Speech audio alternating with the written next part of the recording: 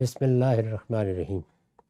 یہ ذہن میں رہے کہ ہمارے دین میں عبادات کے بعد 4 ہی بنیادی چیزیں، یعنی دین کا کانٹینٹ، دین کا موضوع کیا ہے؟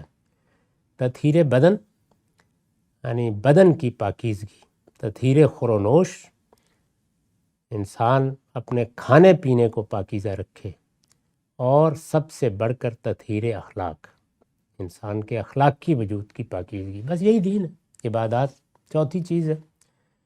تو اس وجہ سے یہ جتنے بھی آداب اس وقت زیر بحث ہیں وہ سب تطہیر بدن سے متعلق، یعنی پاکیزگی، تزکیہ، پیوریفیکیشن، یہ دین کا مقصد ہے۔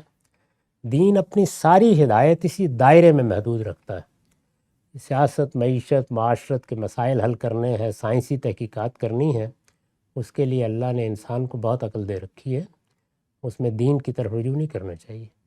تو دین کا کانٹینٹ جو ہے بس اس دائرے میں۔ تو یہاں اب زیر بحث ہیں رفع حاجت کے آداب۔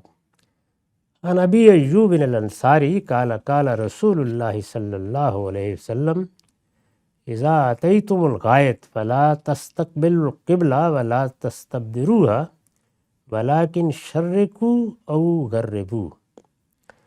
ابو ایوب انصاری بیان کرتے ہیں کہ رسول اللہ صلی اللہ علیہ وسلم نے فرمایا، جب تم رفع حاجت کے لیے نکلو، یہ ذہن میں رہے کہ اس وقت جو ہماری خوابگاہوں کے ساتھ رفع حاجت کی جگہ بن گئی ہیں، ہمارے جلیل القدر استاد کہا کرتے تھے کہ انسانی تمدن کا آخری قدم ہے یہ۔ جس زمانے میں اللہ کے پیغمبر تھے تو جنگل میں جانا پڑتا تھا، باہر لوگ جاتے تھے، اور میں نے اپنے بچپن میں دیہات میں وہ زندگی دیکھی ہے کہ کیا مشکلات ہیں اور کیا چیزیں ہوتی ہیں۔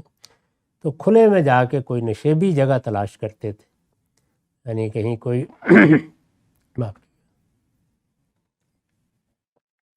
ایسی جگہ مل جائے جہاں کچھ پردہ سا ہو جائے، یا کہیں کسی کھیت میں جہاں فصل اگی ہو جگہ تلاش کر کے۔ اس وجہ سے یہ جو رفع حاجت کرنا ہے اس کے لیے عربی زبان میں محاورہ بن گیا غائط میں جانا، نشیبی جگہ میں جانا۔ یہ غائط کا لفظ اسی سے نکلا ہے، اس لیے کہ غائط یا اس طرح کی جگہ ہی تلاش کی جاتی تھی، اس کے لیے یہ لفظ آ گیا ہے۔ اذا اتیتم الغائط، جب تم نشیبی جگہ پر جاؤ، مطلب یہ ہے رفع حاجت کے لیے جاؤ۔ تو باہر جب انسان جاتا ہے وہاں ظاہر ہے کھلے میں لگتا ہے کہ جیسے میں آسمان کے نیچے بیٹھا ہوں۔ تو فرمایا قبلے کا خیال رکھا کرو، نہ تو قبلے کی طرف منہ کیا کرو اور نہ قبلے کی طرف پیٹھ کیا کرو، ولیکن شرقوا او غربوا، مشرق مغرب، وہاں قبلہ چونکہ جنوب کو تھا تو اس لیے فرمایا کہ مشرق مغرب کی طرف پشت کر لیا کرو، منہ کر لیا کرو۔ تو یہ آداب ہیں، یہ بھی کوئی لازم چیزیں نہیں ہوتی، آداب سکھائے حضور نے، اور بھی بہت سی چیزوں کے بارے میں یہ آداب سکھائے ہیں۔ اس میں بھی لوگوں نے پھر گھروں کے اندر بنے ہوئے رفع حاجت کے مقامات پر بھی اس کا اطلاق کرنا شروع کر دیا۔